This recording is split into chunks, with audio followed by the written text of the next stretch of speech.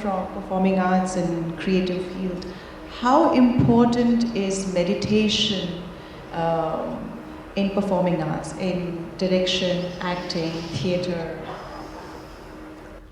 See, I think people go into art and music because unconsciously, somewhere, they touch moments of meditativeness in what they're doing.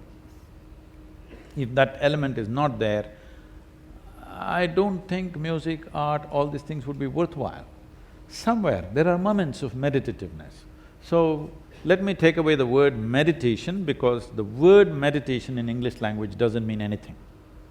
If I sit with my eyes closed, I can do japa, tapa, dharana, dhyana, samadhi, shunya, any number of things. But in English language, if I sit with my eyes closed, they will say he is meditating. By closing my eyes, I could be doing any one of those things, or you might have just mastered the art of sleeping in vertical postures. You know, people learn this in conferences. That's why the lighting is kept like this, you know, not to disturb the rear section of the hall. So, meditativeness means, in some way, if you sit here, your mind is out here, your body is here, what you experience as myself is little away from these two things. That means you found a little space between yourself and your body, between yourself and your mind. There are only two problems. There are two kinds of sufferings in your life, physical and mental. Do you know any other kind of suffering? No. Once there is a space between you and your body, between you and your mind, this is the end of suffering. Once there is no fear of suffering, that no matter what happens, this is how I will be. Once that assurance is there within you, then you will walk your life full stride. Whether creativity or industry or business or whatever kind of life, you will walk full stride. When there is fear of suffering, you will take only half steps. How do I become that, Guruji? Start a simple process called inner engineering. What we need is 30 hours of focused time. We format it in different ways, in 7 days, in 3 days, 3 full days and many different ways, but what we actually need is 30 hours of focused time. We create a vehicle for you so that you can turn inward.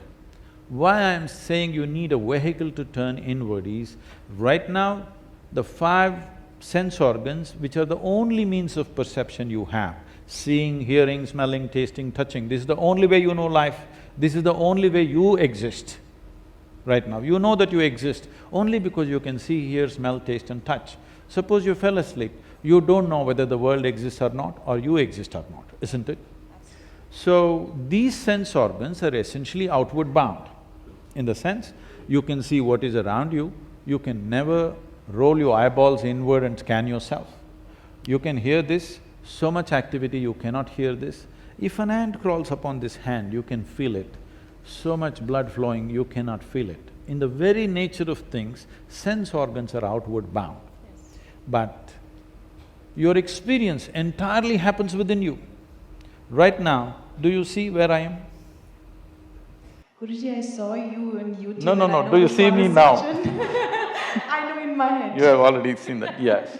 So, this image is a reflection and happening in your mind, within yourself.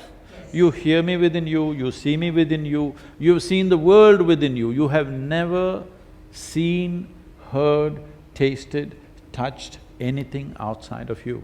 It all happens only within you, never happens outside of you. Or in other words, the entire experience of life is being generated from within. When entire experience of life is being generated from within, at least what is happening within you must happen the way you want it, isn't it? Absolutely. The clamor in the world will not happen your way because it's all of us put together, this clamor. Little bit will happen my way, little your way, little somebody's way, it's fine. But this calm is my way because this is an internal thing. What happens within you must be 100% your way, nobody else's way, isn't it? What happens outside, everybody has a stake. But that's the most difficult part to… It is not difficult. Right now, suppose I ask you to unscrew a screw in this furniture with your hands. What will happen? You'll use your nails, you'll lose them, you'll use your teeth and you'll lose them, but the screw won't come. But if I give you a screwdriver, effortlessly you will do it, isn't it? So what is needed is a tool. That's why I said a vehicle to turn inward. There are no tools, that's why people think it's so difficult. So inner engineering is a tool. It's not a teaching, it's not a philosophy, it's not an ideology or belief system. It's a tool that you learn to use.